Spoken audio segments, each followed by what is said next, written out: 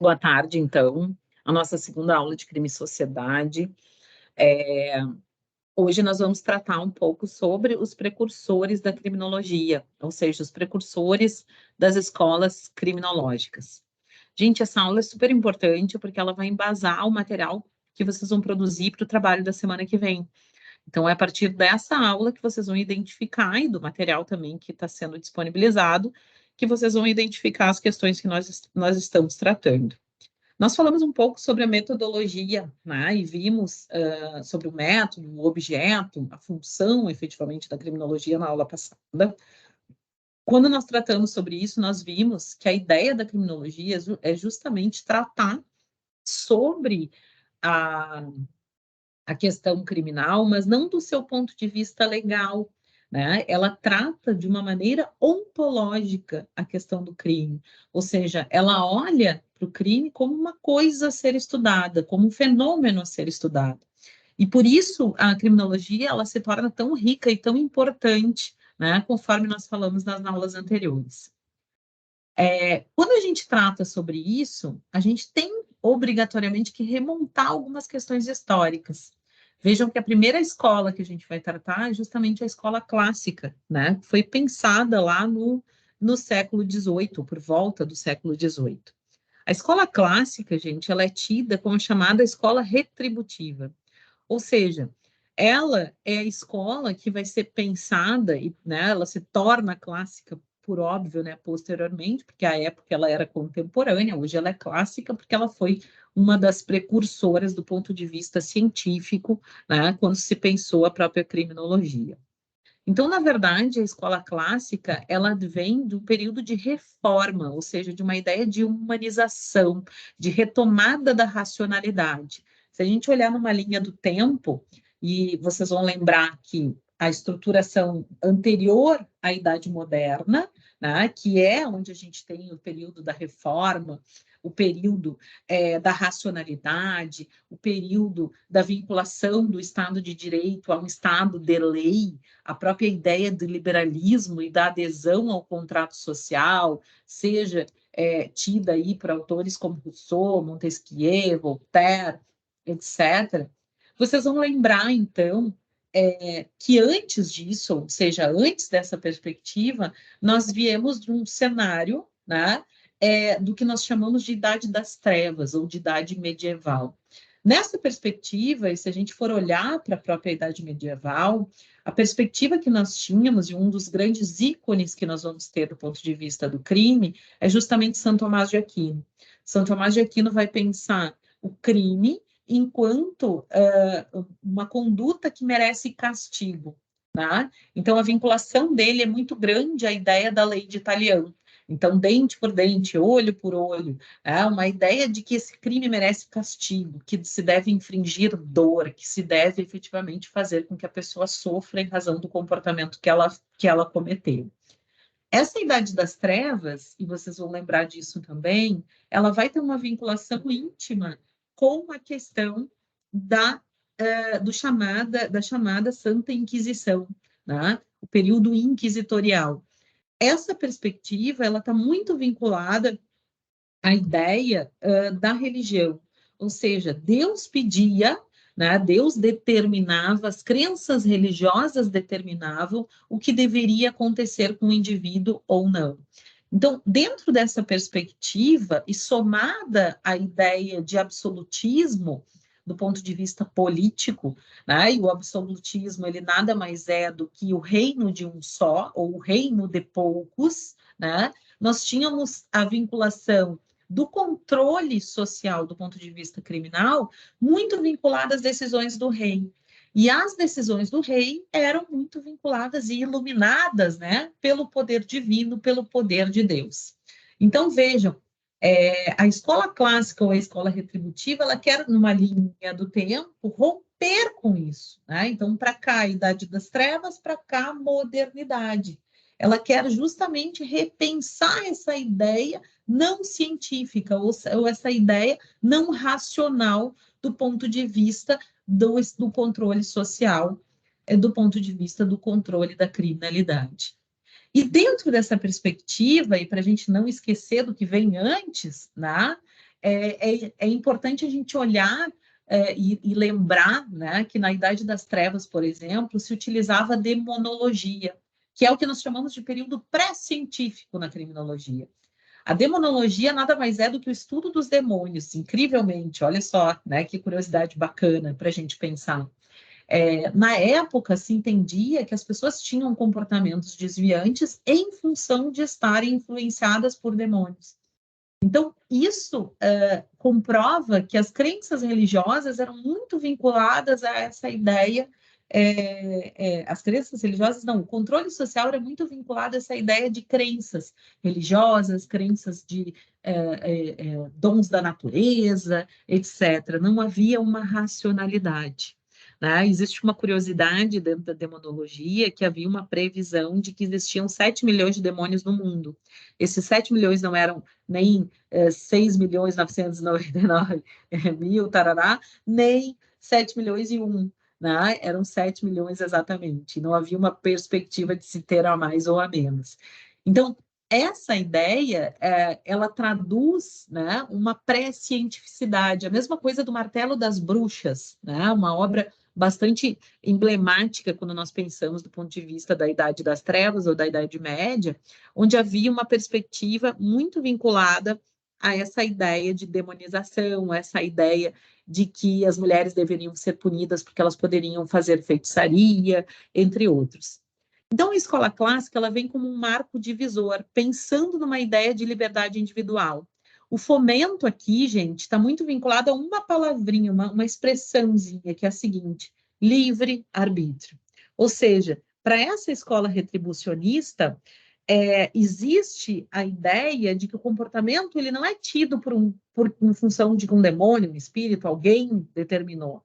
Ele é tido em função da escolha consciente e da vontade manifestada por esse indivíduo. Então, considerando este fundamento, a resposta ela deve ser retribucionista.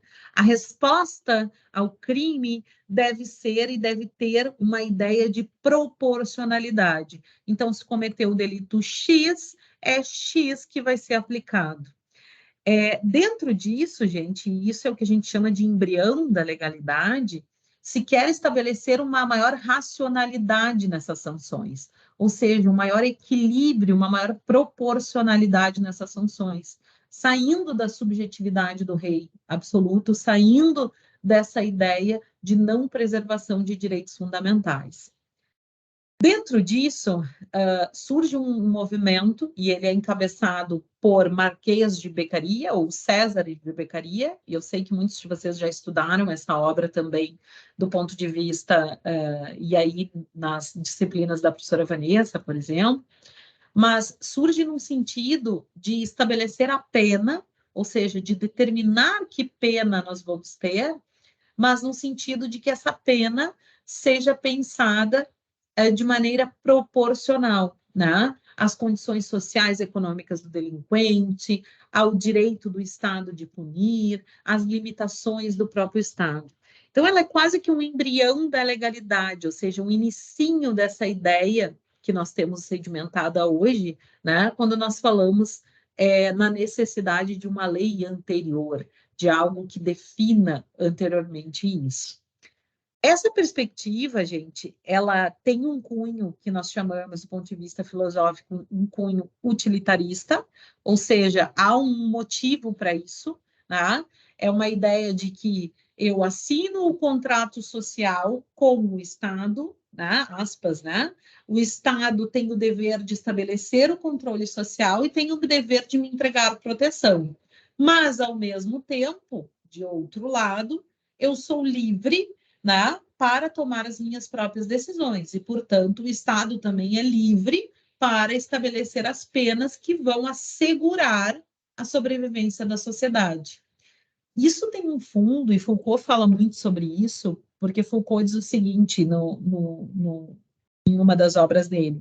Ele diz, olha, a verdade é o seguinte, a gente travestiu a ideia de período humanitário ou de humanização das penas, por quê? Porque a gente prefere criar mecanismos efetivos, onde eu possa suprimir a liberdade do indivíduo quando ele não se, aspas, né, quando ele tem um comportamento desviante ou quando ele não se comporta em sociedade, para preservar a sociedade. Por isso, utilitarista. Eu deixo de atender a um só e passo a atender e priorizar o direito de todos. Mas a grande verdade, isso é traduzido por Foucault, ele diz o seguinte: olha, as penas de tortura, as penas que infringiam o próprio corpo, ou mesmo as penas como nós tínhamos na Idade Média, que é bastante comum que os indivíduos amarravam uma corda com uma pedra na perna do indivíduo e jogavam no rio. Se o indivíduo subisse, ele era inocente; se o indivíduo não subisse, isso a física explica que, obviamente, ele não subiria, ele era culpado. Então, vejam, essa perspectiva, ela foi sublimada porque morria muita gente, porque não se dava conta, porque efetivamente a gente chegou a um ponto que nós não tínhamos mais como dar conta, né, efetivamente desses indivíduos. Então, a ideia era justamente, e por isso que a gente diz que era o princípio da dedução, não havia uma preocupação com a realidade, não havia uma preocupação efetiva, né, em se entender o que estava acontecendo, etc. Pelo contrário, havia uma preocupação em estabelecer premissas que fossem tidas como premissas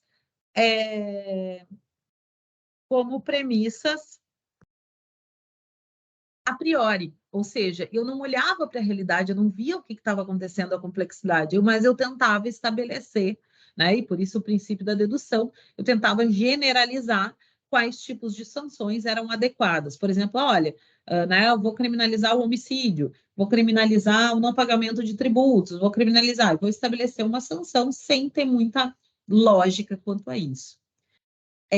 Aqui, gente, eu trago algumas frases interessantes de César de Beccaria. Olha o que ele diz, né? E isso acabou sendo bastante famoso, né? E a obra que vocês devem ter lido e que eu recomendo a leitura a todos os alunos do curso de Direito, é justamente a obra dos delitos e das penas. Por quê? Porque, na verdade, ele nada mais faz do que traduzir, né? Essa origem das penas, ou seja, traduzir como essas penas, como esses, aspas, castigos devem ser pensados através de leis mais claras, mais justas, mais precisas, né? E por isso que ele é o grande pai, na verdade, da estrutura da legalidade. Diz assim: entre as penalidades e no modo de aplicá-las proporcionalmente aos delitos, é necessário, portanto, escolher os meios que devam provocar no espírito público a impressão mais eficaz e mais durável, e igualmente menos cruel no corpo do culpado. Ou seja, infligir menos dor, mas efetivamente prevenir novos crimes do ponto de vista mais geral, né? Então, a nossa prevenção geral. Se a intenção fosse punida, seria necessário ter não apenas um código particular para cada cidadão, mas uma nova lei para cada crime. Ou seja, não punir porque se pensou, ou como era antigamente, né? Olha, ele foi contra a religião, então por isso ele está pensando em coisas. Não, punir efetivamente o comportamento desviante. Ponde o texto sagrado das leis nas mãos do povo, e quanto mais os homens o lerem, menos delitos haverá, pois não é possível duvidar que no crime o conhecimento e a certeza das penas freiem a eloquência das paixões.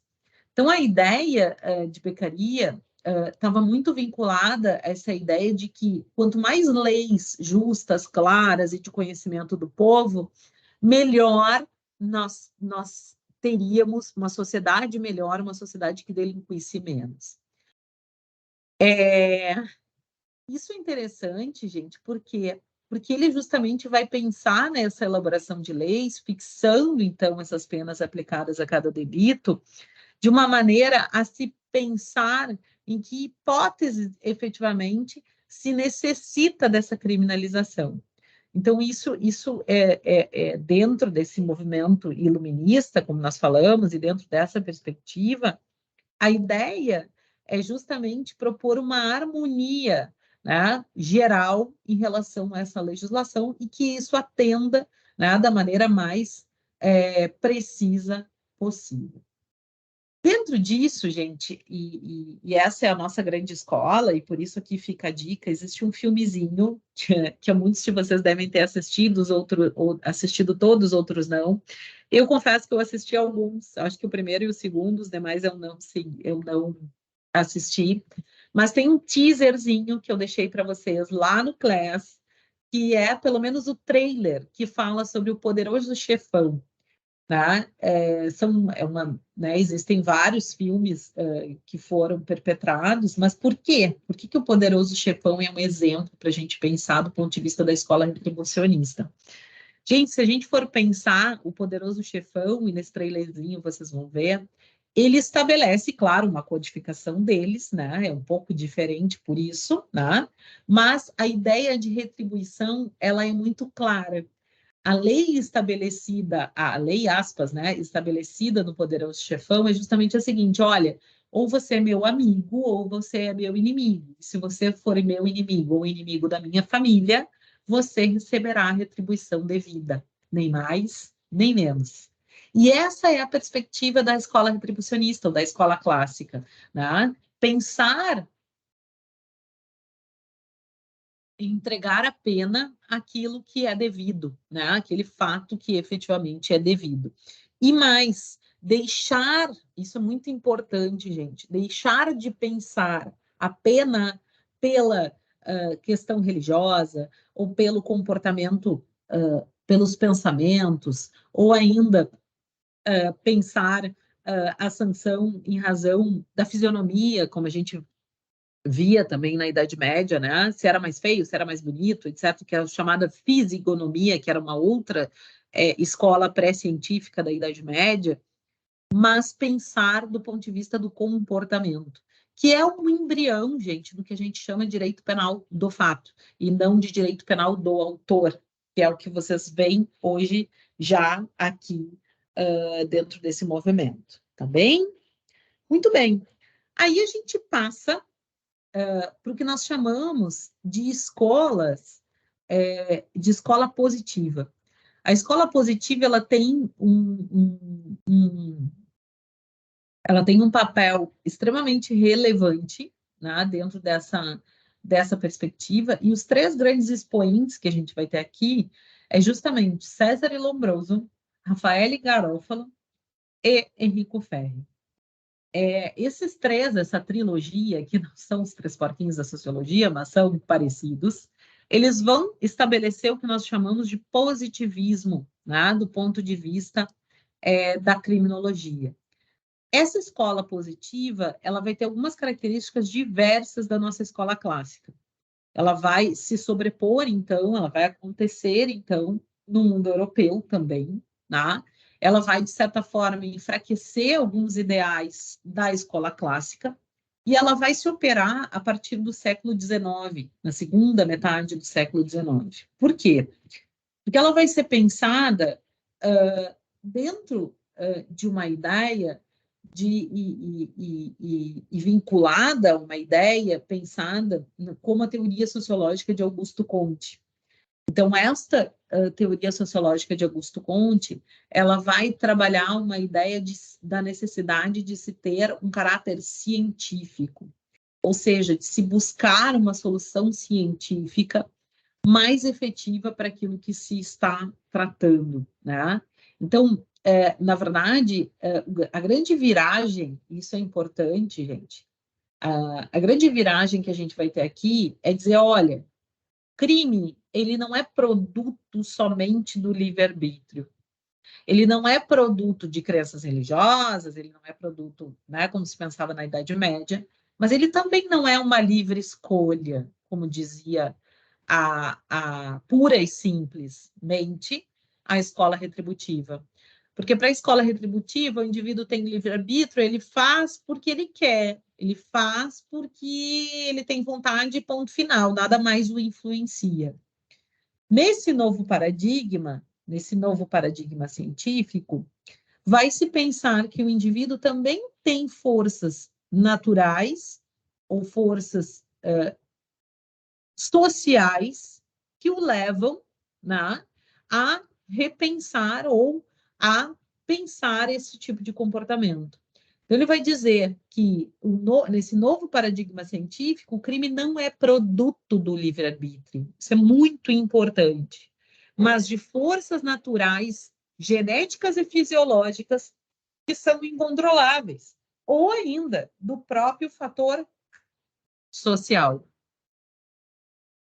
E isso, gente, acaba tendo uma importância fundamental para a gente entender. Então, na verdade, por isso que a gente fala em determinismo. Na verdade, a criminalidade ela deixa de ser considerada pura e simplesmente livre-arbítrio e ela passa a ser considerada um fenômeno natural de uma causa determinada. Ou seja, existe uma causa social, uma causa fisiológica, uma causa genética, alguma causa está por trás e deve ser cientificamente investigada. Para essa escola positiva, portanto, passa a importar não mais o crime puro e simples, como era na retributiva ali, bom, olha, ou é amigo ou é inimigo lá do poderoso chefão, mas passa a importar as causas do delito. Por que eu tenho o delito? Por que ele acontece? Por que ele ocorre? Etc. E aí a gente vai olhar e essa é a primeira vez que nós vamos utilizar efetivamente um método científico para isso. É a primeira vez que nós vamos ter cientificidade para que a gente possa prever o delito ou para que a gente possa estabelecer os meios de combatê-lo. Nesse ponto, gente, e aqui a grande intenção da escola positiva é justamente criar um corpo de defesa social onde se possa ter uma reação, tá? Onde se possa efetivamente, através da criminologia, reagir contra o crime. Que, na verdade, até hoje, né, se nós formos pensar, é isso que a gente busca, né? Análise de evidências, etc. Mas é importante para que a gente possa pensar tudo isso.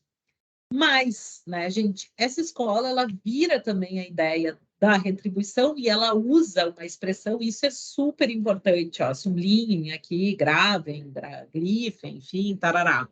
Por quê? Porque ela deixa de lado a ideia de retribuição.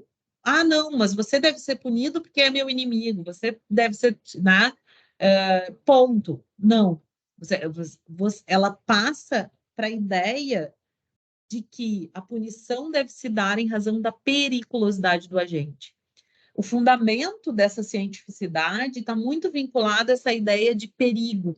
Então, o quanto esse indivíduo é perigoso para a sociedade, para as formas de controle social. E por isso que os estudos também vão ser assim, também vão ser voltados para essa ideia. Dentre os nossos precursores, né? Então tá aí, ó, algumas coisas que a gente falou um pouquinho da Idade Média. Está justamente vinculada a Lombroso, né? Lombroso é um dos nossos primeiros estudiosos que vai justamente trazer a ideia do homo delinquente ou o homem delinquente. Ele, na verdade, é um médico psiquiatra, é também antropólogo italiano, e ele vai trabalhar a base da sua teoria do ponto de vista da antropologia. Então, a ideia dele é justamente entender os tipos criminais, ou seja, quais são os tipos de seres, de pessoas que possam aparecer ou possam traduzir determinadas anomalias que façam com que se tenham esses delinquentes. E aí ele estabelece, gente, uma série de classificações, né? Então, ele estabelece o que a gente chama de tipologia. Então, tinha lá o delinquente epilético, que sofria de epilepsia, né? E alguns anos atrás, eu me lembro disso, mais jovem, havia um preconceito, né, de certa forma, em relação às pessoas que possuíam esse tipo de doença. O delinquente habitual, o delinquente louco, o louco moral, que sofria de alguma psicopatologia, mas que não tinha a sua capacidade cognitiva completa, o louco, delinquente louco do ponto de vista, né, de ser alienado, de ser alcoólatra, ou mesmo a histeria nas mulheres também era considerado uma loucura. O delinquente nato ou atávico, né, que era aquele que possuía que é o típico delinquente lombrosiano, né, e isso era bastante comum eu procurando aqui se eu tenho a imagenzinha, não tenho, no slide posterior, mas era o típico delinquente lombrosiano que ele cometia delitos, segundo Lombroso, em razão de suas causas hereditárias.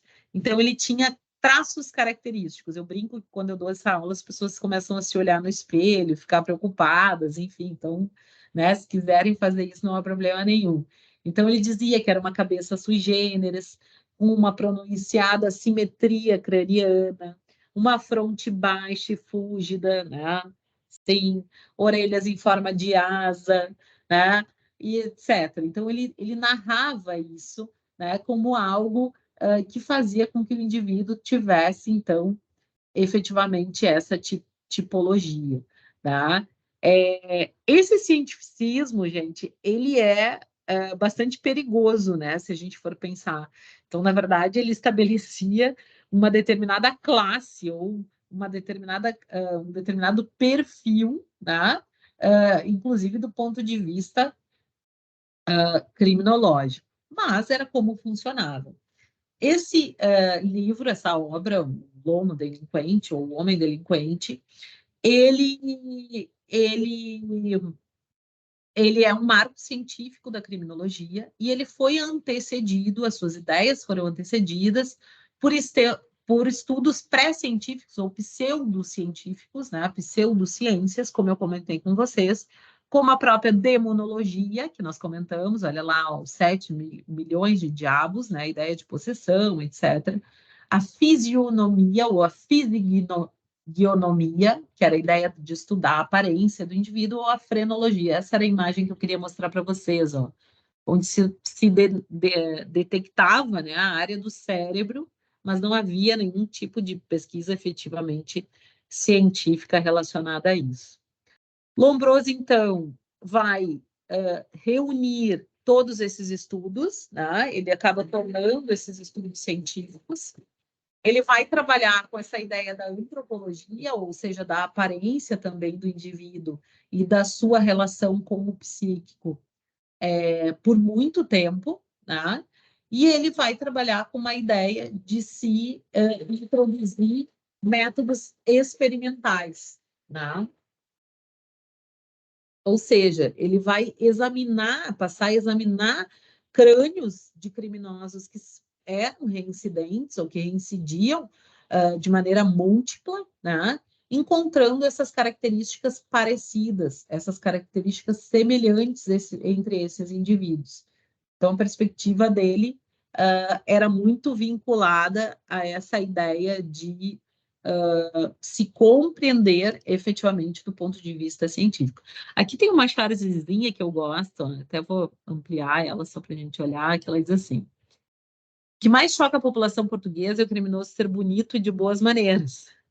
O estereótipo do assassino é feio, vesgo, desdentado, bruto, mal vestido, barba por fazer. Credo, acuda, sou o criminoso perfeito. Olha lá, o criminoso lombrosiano.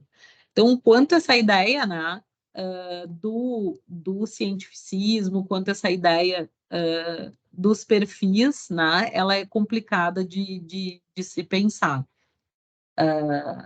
dentro dessa perspectiva. Para ele, gente, para Lombroso, isso é importante, nós vamos ter o chamado criminoso nato, né? E essa expressão ela foi cunhada por Ferri, mas ela também foi, na verdade, ela foi sedimentada efetivamente por Lombroso. Tá? Então essa é a ideia, né, de que efetivamente o indivíduo que nasce com essas anomalias genéticas, ele seria naturalmente alguém predisposto a delinquir. A maior contribuição, então, de Lombroso vai contribuir efetivamente com essa ideia do método empírico indutivo, ou seja, eu experimento, eu olho, tá, do ponto de vista específico, para posteriormente, né, eu efetivamente generalizar, e por isso indutivo, né, justamente o contrário da metodologia utilizada na escola retributiva, onde primeiro eu criminalizo, eu digo que condutas existem, etc., e depois eu efetivamente faço essa punição. E vai se dizer, então, que esse estudo ele aconteceu em mais de 400 autópsias e mais de 6 mil indivíduos vivos, né? Então, bastante interessante. O segundo autor, que vai ter uma importância bastante grande, mas que vai, na verdade, ser tido como o grande pai, o grande iniciador da ideia de sociologia criminal, é justamente Enrico Ferri. Enrico Ferri, ele é um sociólogo criminal e a sua proposição está justamente vinculada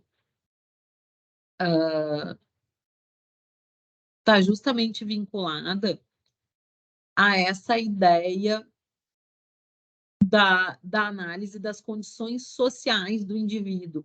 Tá? Então, diferentemente de Lombroso, por exemplo, Perry vai pensar isso do ponto de vista da antropologia, da própria sociologia, e ele vai dizer, olha, Lombroso tem razão, a gente tem que estabelecer um método, a gente tem que pensar, até porque ele vem da área, né, o Lombroso vem da área da medicina, mas ele vai dizer o seguinte, olha, só um pouquinho, eu preciso também ter outras, né, eu tenho outros fatores ou outros fenômenos que também têm que ser pensados dentro dessa estrutura.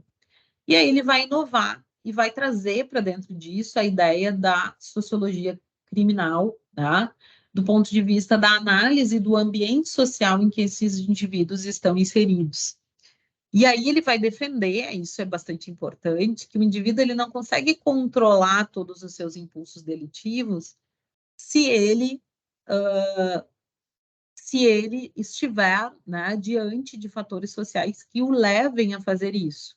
Então, ele é o primeiro a pensar dentro desse paradigma, embora ele não discorde da tese, né, de que esse indivíduo possa ser um criminoso nato, que esse indivíduo possa ter fatores genéticos ou patológicos que o levem.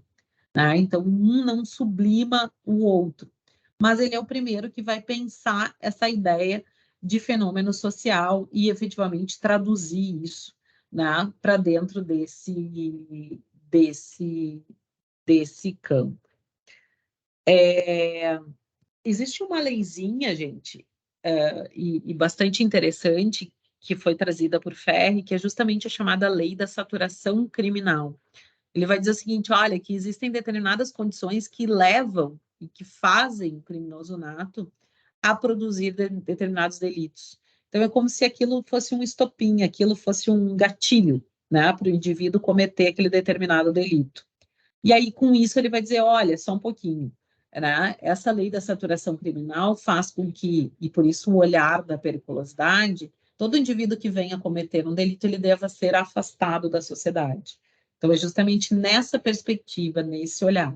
Então, vejam, a escola positiva, ela está muito vinculada ao olhar ao delinquente. Cuidem isso, né? Olha só para a gente pensar, tá? E por fim, gente, a gente vai ter o chamado Garofalo, né? Raffaele Garofalo. Raffaele Garofalo era um magistrado, professor e também político italiano. Ele vai se somar, então, aos chamados criminólogos positivistas, e ele vai pensar e vai utilizar o seu pensamento na análise do que ele chama de criminoso atávico, ou homem atávico, ou criminoso nato. Garofalo vai defender a ideia, e por isso aqui o enfoque é muito voltado à questão da periculosidade, que o indivíduo que venha a cometer condutas desviantes, ele deve ser um indivíduo que deve ser retirado da sociedade, né? Que deve sair da sociedade na medida em que ele é perigoso, em que ele pode provocar o desequilíbrio do próprio controle social. Então, a ideia da escola positiva e da tradução feita, então, por Rafael Garofalo, é justamente olhar esse estudo da pena, e ele efetivamente foi o criador do termo criminologia, o estudo do crime, mas de um ponto de vista de se entender esse homem atávico, ou seja, quais são os delitos que são tidos como delitos legais ou tidos como delitos escolhidos hoje, como hoje são escolhidos por uma questão de política criminal, E quais são os delitos que são tidos como naturais, ou seja, aqueles delitos que efetivamente, em qualquer mundo, onde o mundo é mundo, como a gente diz, ou em qualquer sociedade, eles deveriam ser punidos, como os delitos contra a vida, como delitos, né, relacionados aí, por exemplo, ao homicídio, etc. E dentro disso,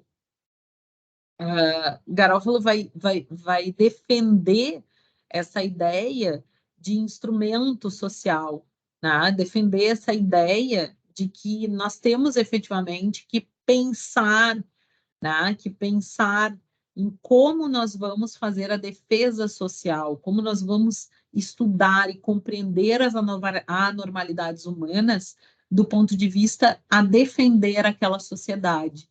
Né? Então, não adianta punir, não adianta só retribuir, não adianta só, né, simplesmente infringir dor no indivíduo. Eu preciso compreender essa complexidade e preciso compreender como isso vai acontecer. Gente, efetivamente, se a gente for pensar do ponto de vista teórico, do ponto de vista científico, a escola positivista é o grande marco científico que nós vamos ter sobre isso, tá? Então, é onde a gente efetivamente vai superar essa ideia de qualquer tipo de acientificidade ou de qualquer tipo de influência que não, a priori, como nós chamamos, ou seja, que não tenha efetivamente uma perspectiva científica, tá? Então, efetivamente, esse é o grande diferencial que a gente vai ter aí em relação às demais escolas. Tem um quadrinho, ó, que é bem interessante para a gente entender, por quê? Esse quadrinho ele vai falar, ó, como é pensado na escola clássica, o crime, o delinquente e a pena, fica a dica aí para o trabalho de vocês, e como é pensado na escola positiva, ou seja, como é que a gente entende isso do ponto de vista da escola positiva. Né? Então, olha lá, na escola clássica é uma violação a um direito, a um ente jurídico, se pensa tudo de maneira geral, de maneira dedutiva, né? O crime ele é um comportamento que deve ser coibido, ponto final. Não olha a realidade, não sei quem é o criminoso, não sei quem é o crime, não sei quem é ninguém. Tá? O indivíduo é um ser dotado de livre-arbítrio, portanto, ele faz a sua escolha, independentemente de fatores externos. Eu não tenho nem que levar em conta isso. Então, vocês imaginem lá, por exemplo, eu não teria nem causas excludentes de licitude e ilicitude, né? Porque os fatores sociais não importam, por exemplo. Né? E a pena, na verdade, ela nada mais é do que uma forma de prevenção aos crimes. Então, a ideia de legalidade, a ideia de reação efetiva ao absolutismo. Já a escola positiva, né, o crime ele vai decorrer tanto de fatores sociais quanto naturais. O delinquente ele não é dotado de livre-arbítrio, por quê? Porque existem fatores de ordem psíquica, de ordem biológica, de ordem genética, ou mesmo fatores sociais que vão influenciar nos gatilhos para que ele venha a fazer isso. E a defesa deve ser fundada, a defesa não, a pena deve ser fundada na ideia de periculosidade, ou seja, eu preciso defender a sociedade daquele criminoso. E, portanto, essa pena deve ser indeterminada. Eu não tenho como determinar até que cesse essa periculosidade, nós vamos ter que ter a defesa dessa sociedade. Tá bem? Muito bem.